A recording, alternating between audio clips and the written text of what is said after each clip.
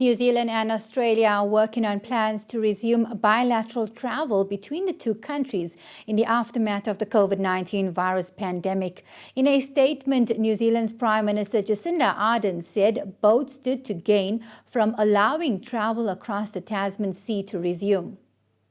So my message remains the same for the remainder of the week. Stay home, stay to your bubble, maintain physical distancing, and let's double down this week to maintain this good run of numbers. I've just come from a meeting of the Australian National Cabinet, a gathering of Australia's state and federal leaders to discuss our experience with COVID-19 on both sides of the ditch, what we can learn from one another, and how we might be able to work together as we recover from this pandemic.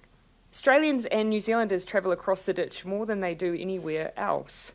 New Zealand is Australia's second largest source of tourists after China, with 1.2 million visitors last year, and 1.6 million Aussies visited us.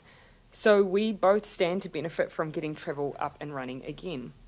There are a lot of similarities in the way that we have each tried to manage COVID and get on top of it and get back in control.